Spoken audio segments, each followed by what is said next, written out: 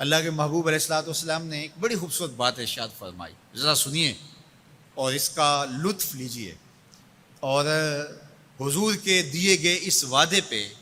دل کے قرار کا سامان کیجئے۔ اللہ کے محبوب علیہ السلام نے ارشاد فرمایا کہ من یکفل لی اللہ یسأل الناس شیئا، جو شخص مجھے اس بات کی ضمانت دے کہ وہ اللہ کے علاوہ کبھی بھی کسی سے کوئی سوال نہیں کرے گا، جب بھی کوئی مشکل ہوئی، جب بھی تکلیف ہوئی تو وہ سوال مالک کی دہلیز پہ کرے گا،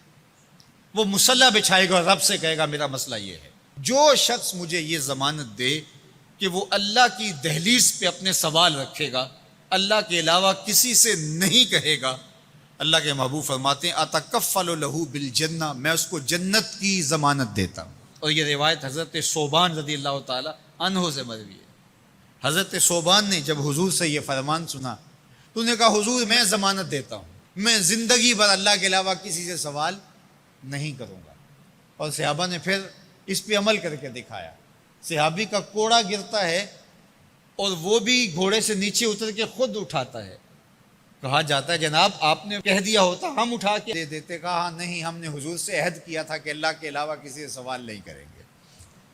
تو انہوں نے اتنا لحاظ رکھا اور اپنے وعدے کی پاسداری اس انداز سے بھی کی۔ تو یہ ہے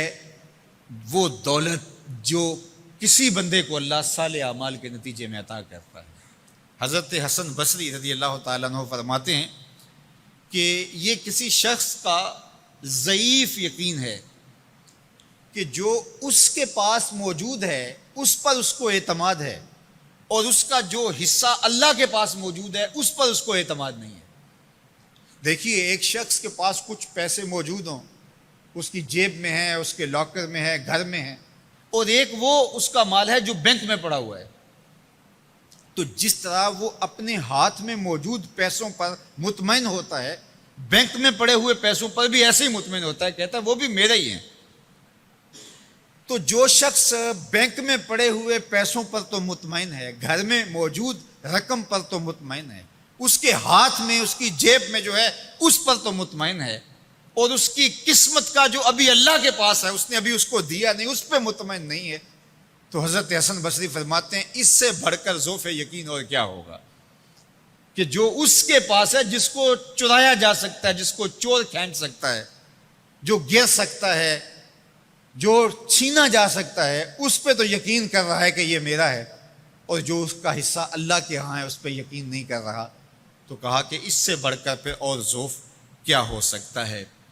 اس لیے اپنی زندگی میں قناعت کا نور رکھنے والے ہی مطمئن زندگی گزارتے ہیں۔ ابن جوزی نے کہا تھا کہ جس شخص کی زندگی میں قناعت آ گئی اس کی زندگی مطمئن ہو گئی، اور جس شخص کی زندگی میں طمع آ گیا اس کی زندگی گھٹن کا شکار ہوگی، اذیت کا شکار ہو گئی۔ حضرت سہل بن سعد الساعدی رضی اللہ تعالی عنہ سے یہ روایت مروی ہے کہ ایک شخص حضور کی خدمت میں آیا اور اس نے حضور سے ایک عجیب سوال کیا۔ اس نے کہا حضور مجھے کوئی ایسا عمل ارشاد فرما دیجئے کہ اگر میں وہ کروں تو مجھ سے اللہ بھی پیار کرے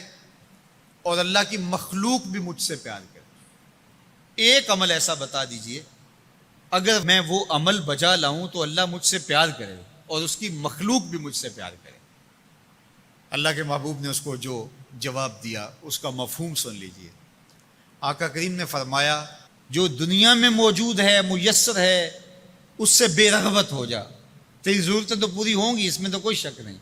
لیکن تیری رغبت ادھر نہ رہے، زہد فی الدنیا اختیار کر لے،